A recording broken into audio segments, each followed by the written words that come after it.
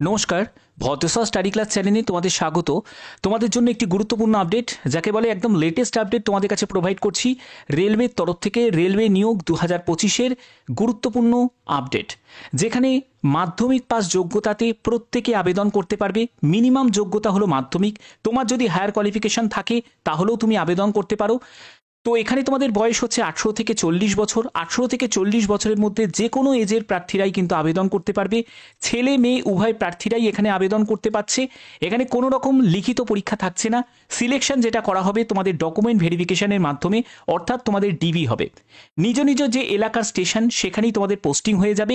তোমরা কোন স্টেশন থেকে বিলং করছো, তোমাদের নিয়ারেস্ট স্টেশন কোনটি, সেটা অবশ্যই প্রত্যেকে কমেন্টে জানাও। তোমাদের আবেদন শুরু হয়ে গেছে। তোমাদের লেটেস্ট আপডেট আমি প্রতিনিয়ত প্রোভাইড করে থাকি। এরকমই গুরুত্বপূর্ণ প্রতিনিয়ত আপডেট পাওয়ার জন্য অবশ্যই তোমরা চ্যানেলটাকে সাবস্ক্রাইব করে রাখবে, বেল আইকনটাকে অল করে রাখবে। তো চলো ভিডিওটা শুরু করছি। তো দেখতে পাচ্ছ যে আমি নোটিফিকেশনটা ওপেন করে নিয়েছি। একদম লেটেস্ট আপডেট তোমাদের কাছে প্রোভাইড করছি, একদম লেটেস্ট আপডেট। দেখো, বলছে general condition for engagement application form. এখানে একটি অ্যাপ্লিকেশন ফর্ম আছে, যে ফর্মটা তোমাকে ম্যানুয়ালি ফিল আপ করতে হবে। এখানে অনলাইন ফর্ম ফিল আপ নয়, অফলাইনে তোমাকে ফর্ম ফিল আপ করতে হবে। যেখানে এলিজিবিলিটি ক্রাইটেরিয়া কি প্রয়োজন, মাধ্যমিক পাস। তুমি মাধ্যমিক যদি পাস করে থাকো তাহলেই তুমি আবেদন করতে পারবে। ন্যূনতম এজ হচ্ছে 18 বছর। 18 বছরের কম এজের যারা প্রার্থী তারা কিন্তু আবেদন করতে পারবে না, আগেই ক্লিয়ার করে দিচ্ছি। ঠিক আছে, এখানে তোমাদের সিলেকশন প্রসেস সম্পূর্ণ ডিটেলসটা এখানে বলা আছে। সিলেকশন প্রসেসের ক্ষেত্রে বলে দিই, তোমাদের ডকুমেন্ট ভেরিফিকেশন হবে। অর্থাৎ তুমি যে আবেদন করলে, আবেদনের জন্য যেসব ডকুমেন্টসগুলো তুমি অ্যাটাচ করবে, মানে অরিজিনাল ডকুমেন্টসের যে কপিগুলো তুমি অ্যাটাচ করবে, সেই কপিগুলো তারা কি করবে, ডকুমেন্ট ভেরিফিকেশনের সময় অরিজিনালের সাথে চেক করা হবে। যদি দেখে কোনো মিসম্যাচ কন্ডিশন হচ্ছে তাহলে কিন্তু রিজেক্ট করে দেওয়া হবে। আর যারা মানে সঠিকভাবে আবেদন করবে, সঠিক প্রসেসে আবেদন করবে, তাদেরকে সিলেকশন করা হবে। এখানে তোমাদের আরেকটা ব্যাপার ক্লিয়ার করে দিই, মাধ্যমিকের এখানে কোনো পার্সেন্টেজ অফ মার্কস কিন্তু দেখা হবে না। যে তুমি কত পার্সেন্ট নাম্বার পেয়েছো সেটা কিন্তু দেখা এখানে হবে না। এখানে সিলেকশন হবে শুধুমাত্র ডকুমেন্ট ভেরিফিকেশনের মাধ্যমে। ঠিক আছে, অফিসিয়াল ওয়েবসাইট হচ্ছে এটা, eastern railway Indian railways .gov.in। তো এবার ইম্পর্টেন্ট ডেটসটা একবার দেখে নাও। ইম্পর্টেন্ট ডেটস হচ্ছে 3রা এপ্রিল 2025, অর্থাৎ গতকালই কিন্তু তোমাদের এই মানে অ্যাপ্লিকেশন যে নোটিফিকেশন সেটা রিলিজ হয়েছে, যার জন্য তোমরা অ্যাপ্লিকেশন ফর্ম অফিসিয়াল ওয়েবসাইট থেকে তোমরা পেয়ে যাবে, এবং আমি ডেসক্রিপশানও তার দিয়ে দেবো। ঠিক আছে, যেখান থেকে তোমরা ডাউনলোডিং স্টার্ট, তোমরা ডাউনলোড করতে পারছো। এবং তোমাদের অফিসে দেখতে পাচ্ছ যে অফিসে তোমাদের এই অ্যাপ্লিকেশন ফর্মটা ফিল আপ করে তোমাদের জমা দিতে হবে। 3রা এপ্রিল থেকে শুরু হয়েছে এবং 24শে এপ্রিল 2025 পর্যন্ত অ্যাপ্লিকেশন ফর্ম তোমরা জমা দিতে পারবে। ডেট অ্যান্ড টাইম এখানে উল্লেখ করা আছে। তো এখানে তোমাদের ফর্ম কিভাবে ফিল আপ করবে আমি সেটাও তোমাদের কাছে ক্লিয়ার করে দেবো এই ভিডিওর মাধ্যমে। ভিডিওটা শেষ পর্যন্ত দেখো। এরকমই গুরুত্বপূর্ণ আপডেট প্রতিনিয়ত পাওয়ার জন্য অবশ্যই কিন্তু এখনও যারা যারা সাবস্ক্রাইব করোনি তারা অবশ্যই সাবস্ক্রাইবটা করে দাও, এবং বেল আইকনটাকে অল করে রাখো, যাতে যে কোনো আপডেট তোমাদের কাছে পৌঁছে যায়। তোমাদের প্রথমে ক্লিয়ার করব যে এডুকেশন কোয়ালিফিকেশন কি প্রয়োজন। প্রথমত যেটা কন্ডিশন সেটা হলো তোমার ন্যূনতম বয়স হচ্ছে 18 বছর হতে হবে। ম্যাক্সিমাম বয়স উল্লেখ করা নেই, তবে 18 থেকে 40 হোক, 45 হোক, এইসব এজের প্রার্থীরাও কিন্তু আবেদন করতে পারে। ঠিক আছে, এখানে তার জন্য কি প্রুফ ফর এজ, অর্থাৎ এজ প্রুফের জন্য তোমাদের ডেট অফ বার্থের সার্টিফিকেট প্রয়োজন হচ্ছে, অথবা তোমাদের 10th অ্যাডমিট কার্ড যেখানে তোমাদের ডেট অফ বার্থ মেনশন করা আছে, এবং তোমাদের 10th সার্টিফিকেট সেটা তোমাদের লাগছে। ঠিক আছে, যে কোনো একটি হলেই হয়ে যাবে বার্থ প্রুফের জন্য। ক্লিয়ার? আচ্ছা, এর পরবর্তী সবথেকে গুরুত্বপূর্ণ এডুকেশন কোয়ালিফিকেশন। এডুকেশন কোয়ালিফিকেশন কি লাগছে, সেটা হলো ম্যাট্রিকুলেশন। অর্থাৎ তুমি যদি সিম্পলি মাধ্যমিক যদি পাশ করে থাকো, মিনিমাম যোগ্যতা তোমার মাধ্যমিক যদি পাশ করে থাকো তাহলেই তুমি আবেদন করতে পারবে। কোনো হায়ার কোয়ালিফিকেশনে কোনো প্রয়োজন এখানে নেই। যদি হায়ার কোয়ালিফিকেশন থাকে আবেদন করতে পারো, তোমার কোনো অসুবিধা নেই, কিন্তু তোমার ন্যূনতম মাধ্যমিক যোগ্যতা চাওয়া হয়েছে এখানে। তার জন্য proof for education qualification to be enclose, তার জন্য তোমাদের একটি জেরক্স কপি তোমাদের দিতে হবে। ঠিক আছে, জেরক্স কপি এর জন্য তোমাদের লাগছে। তো এখানে বলছে যে education qualification lying with the senior DCM in charge only. অর্থাৎ দেখো, তোমাদের এখানে মানে মোদ্দা কথা হচ্ছে তোমাদের মাধ্যমিকের একটি সার্টিফিকেট, মার্কশিট, সেটা কিন্তু সবই জেরক্স কপি তোমাদের সঙ্গে অ্যাটাচ করতে হবে, এবং সঙ্গে তোমরা সেলফ অ্যাটেস্টেড করে দেবে। ওকে, সেলফ অ্যাটেস্টেড করে দেবে।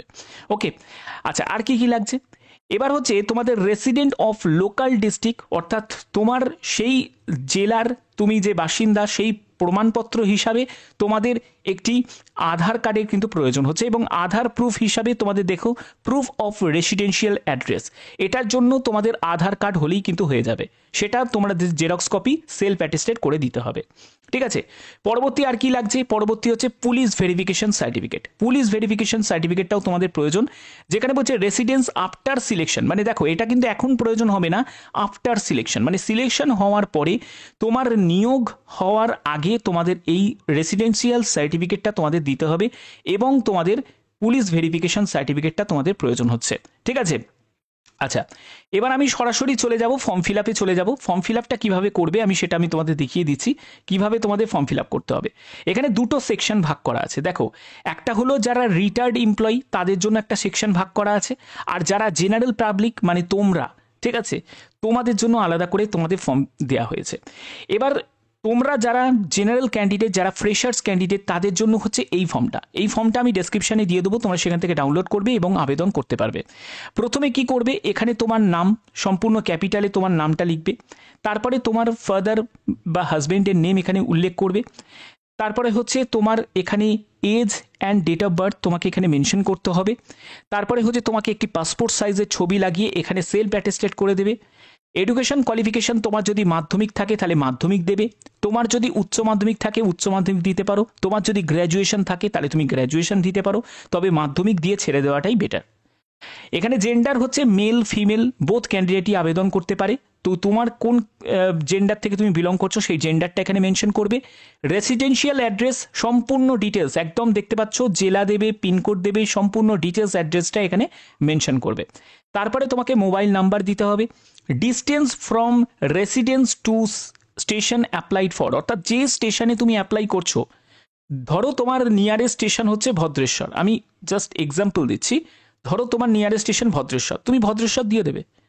তোমার যদি নিয়ারেস্ট স্টেশন যদি চন্দননগর হয় চন্দননগর দিয়ে দেবে, তোমার যেটা নিয়ারেস্ট স্টেশন সেই নিয়ারেস্ট স্টেশনটা এখানে মেনশন করতে হবে, এবং তোমাদের নিয়ারেস্ট স্টেশন তোমার বাসা থেকে কতটা কিলোমিটার সেই ডিস্টেন্সটা তোমাদের এখানে মেনশন করতে হবে, এবং কোন স্টেশনে তুমি অ্যাপ্লাই করছো, স্টেশন ফর হুইচ অ্যাপ্লাইড, কোন স্টেশনে তুমি অ্যাপ্লাই করছো সেই স্টেশনটা এখানে নামটা উল্লেখ করে দেবে। এবং অবশ্যই কমেন্টে প্রত্যেকে জানিয়ে দাও, এখনই জানিয়ে দাও যে তোমাদের নিয়ারেস্ট স্টেশন কোনটা, নিয়ারেস্ট স্টেশন কোনটা, প্রত্যেকে এখনই কমেন্টে জানিয়ে দাও, এখনই জানিয়ে দাও। ঠিক আছে, আচ্ছা এবার তোমাদের কি হচ্ছে লাগছে, এবার এখানে একটি সই করতে হবে এবং এখানে প্লেস দেবে এবং ডেটটা দেবে। তারপরে হচ্ছে এনক্লোজার্স আছে, যেখানে কি কি লাগছে দেখো। এনক্লোজার্সে কিছু যেগুলো ডকুমেন্টস তোমাদের লাগছে সেটা হলো তোমাদের এজ প্রুফ, যার জন্য তোমরা তোমাদের ডেট অফ বার্থের সার্টিফিকেট দিতে পারো, অথবা তোমাদের মাধ্যমিকের সার্টিফিকেট বা মাধ্যমিকের অ্যাডমিট কার্ড যেখানে তোমাদের এজ মেনশন করা আছে। ঠিক আছে, যে সেটা তুমি দিচ্ছ সেটা এখানে লিখে দেবে যে ইয়েস এটা তুমি দিচ্ছ। এরপরে হচ্ছে অ্যাড্রেস প্রুফ, সেটার জন্য আধার কার্ড বা ভোটার কার্ড, আমি তোমাদের বলেছিলাম অ্যাড্রেস প্রুফের জন্য, ঠিক আছে, তো সেটা তোমাদের প্রয়োজন হবে, তো এখানে ইয়েস বলে লিখে দেবে। তারপরে education qualification, 10th certificate, 10th marksheet দুটোই কিন্তু অ্যাটেস্টেড কপি তুমি দিচ্ছ, তার জন্য ইয়েস বলে লিখে দেবে। এরপরে হচ্ছে আধার কার্ড, আবার এখানে মেনশন করেছে আধার কার্ডও দিচ্ছ, প্যান কার্ডও তোমার যদি থাকে প্যান কার্ডও তুমি দিচ্ছ। এই ফর্মটাকে ফিল আপ করবে, তারপর একটা আন্ডারটেকিং ফর্ম আছে, এই ফর্মটাকেও তোমাদের ফিল আপ করতে হবে, ফিল আপ করে এখানে সই করবে, ডেট দেবে এবং প্লেস দেবে। এই ফর্মের মধ্যে কিছুই সেরকম নেই, এই ফর্মটা একদম সিম্পল ফর্ম, জাস্ট তোমার নাম, তোমার বাবার নাম, ঠিক আছে, তুমি কোথায় বসবাস করো সেই জেলা, তো ঠিক আছে সেটা তোমাকে এখানে মেনশন করতে হবে। তো তোমাদের এই যে নিয়োগটি করা হচ্ছে সেটা ইস্টার্ন রেলওয়ের তরফ থেকে হাওড়া ডিভিশনে বিভিন্ন স্টেশনে এই নিয়োগটি করা হচ্ছে, যেখানে যারা রিটায়ার্ড রেলওয়ে এমপ্লয়ি তারাও আবেদন করতে পারে, আবার যারা জেনারেল পাবলিক তারাও আবেদন করতে পারে, দুজনের জন্যই কিন্তু সমানভাবে ভাগ করা আছে। যেখানে টিকিট ভেন্ডিং মেশিনে তোমাদের আনরিজার্ভ ক্যাটাগরিতে এই নিয়োগটি করা হচ্ছে। এবার দেখো কোন কোন স্টেশনগুলো ভালো করে দেখে নাও। দেখো Howrah station, Liluah station, Belur station, বালি, ডানকুনি, গোবরা, জনাই রোড, তারপর হচ্ছে বেগমপুর, তারপরে হচ্ছে শিবাইচণ্ডী, ঝাউগ্রাম, উত্তরপাড়া, কোন্নগর, রিষড়া, বৈদ্যবাটি, ভদ্রেশ্বর, চন্দননগর, হুগলি, পান্ডুয়া, বৈঁচি, মেমারি, বর্ধমান, তারপর হচ্ছে নবদ্বীপ ধাম, অম্বিকা কালনা, তারপর হচ্ছে বেলমুড়ি, তারপর এদিকে হচ্ছে কৈকালি, গাংপুর, গুপ্তিপাড়া, পূর্বস্থলী, পাটুলি, শক্তিগড়, তারপর হচ্ছে আগ্রা অগ্রদ্বীপ, বহিরখণ্ড, ত্রিবেণী, জিরাট, দেয়ারা, নালিকুল, তারপরে হুগলি ঘাট, আদিসপ্তগ্রাম, বলরামবাটি, সমুদ্রগড়, দৈনহাট, রাজগ্রাম, তারপরে সাগরদিঘি, খন্নান, আহমেদপুর, বোলপুর, সাঁইথিয়া, ঘুষকরা, এই সব বিভিন্ন স্টেশনে তোমাদের নিয়োগ করা হচ্ছে। অবশ্যই কমেন্টে জানিয়ে দাও যে তোমাদের নিয়ারেস্ট স্টেশন কোনটা।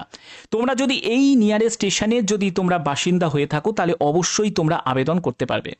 এখানে তোমাদের আর একটা কন্ডিশন কিন্তু আছে।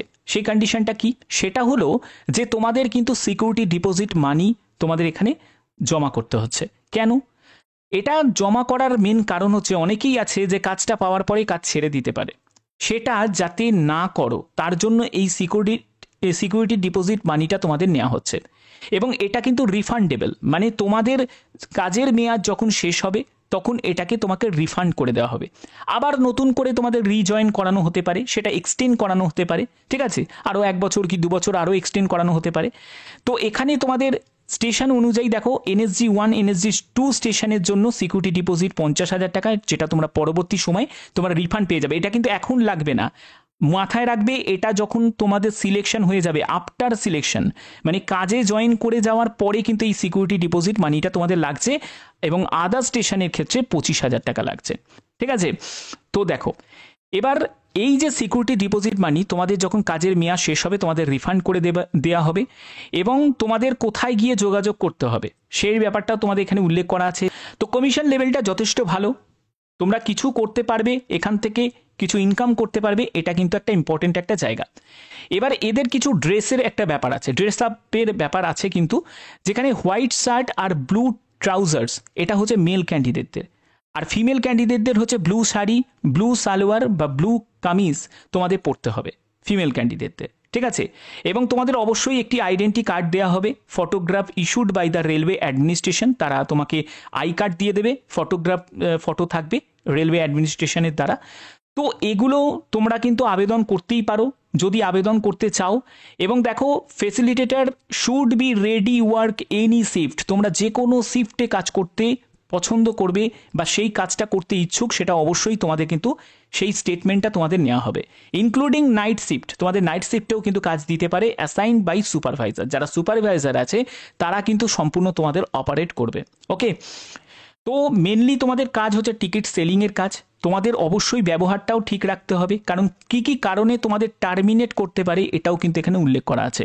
এবার অ্যাপ্লিকেশন ফর্ম ফিল আপ করলে কোথায় পাঠাবে, পাঠানোর ঠিকানাটা হচ্ছে এটা, দেখো এখানে হচ্ছে পাঠানোর ঠিকানা, application for the engagement as the facilitator operate ATVM, যে স্টেশনে তুমি অ্যাপ্লাই করছো সেই স্টেশনের নামটা দেবে এবং এই ঠিকানায় তোমাদের পাঠিয়ে দিতে হবে। কত তারিখের মধ্যে? 24শে এপ্রিলের মধ্যে তোমাদের এই ঠিকানায় পাঠিয়ে দিতে হবে। ঠিকানাটা এখানে দেয়াই আছে, senior divisional commercial manager, Howrah division, eastern railway, যাত্রী নিবাস বিল্ডিং, 4th ফ্লোর, হাওড়া। এই ঠিকানায় একদম হাতে হাতে গিয়ে জমা দিয়ে আসতে হবে। এখানে কোনো পোস্ট অফিস বা অন্য কোনো মাধ্যমে কিন্তু জমা দিয়ে আসা যাবে না, জাস্ট কষ্ট করে একবার যাবে, গিয়ে জমা দিয়ে চলে আসবে। এখানে দুটো ফর্ম আছে, যারা রিটায়ার্ড রেলওয়ে এমপ্লয়ি তাদের জন্য একটা ফর্ম আছে, আর একটা ফর্ম আছে হচ্ছে জেনারেল পাবলিকদের জন্য। তোমাদের ফর্ম হচ্ছে এটা, যেটা জেনারেল পাবলিকদের ফর্ম, এটা হলো তোমাদের ফর্ম, ঠিক আছে। এখানে বোথ ক্যান্ডিডেটরাই আবেদন করতে পারে। যোগ্যতা হলো মাধ্যমিক, সিম্পল যোগ্যতা মাধ্যমিক। কি কি ডকুমেন্টস অ্যাটাচ করবে সেটা তোমাদের অলরেডি আমি ক্লিয়ার করে দিয়েছি। আশা করি তোমাদের এই ভিডিওটা ভালো লেগেছে। তোমরা জানো আমি প্রতিনিয়ত গুরুত্বপূর্ণ আপডেটগুলো প্রোভাইড করে থাকি। দুটো চ্যানেলই কিন্তু তোমাদের জন্য খুবই গুরুত্বপূর্ণ, কারণ এখানে কোনো রিপিট ভিডিও পাবে না, যা পাবে সব নিউ আপডেটগুলো তোমাদের কাছে আমি প্রোভাইড করব। তার জন্য অবশ্যই কিন্তু তোমরা কোন স্টেশন তোমাদের নিয়ারেস্ট স্টেশন, অবশ্যই প্রত্যেকে উল্লেখ করো যে তোমাদের নিয়ারেস্ট স্টেশন কোনটা। প্রত্যেকে এখনই কমেন্টে জানিয়ে দাও, ঠিক আছে, এখনই কমেন্ট করে জানিয়ে দাও। আর বাদবাকি যে কোনো আপডেট পাওয়ার জন্য অবশ্যই চ্যানেলটাকে সাবস্ক্রাইব করে রাখো, বেল আইকনটাকে অল করে রাখো। এখনের মতো এটুকুই, ধন্যবাদ।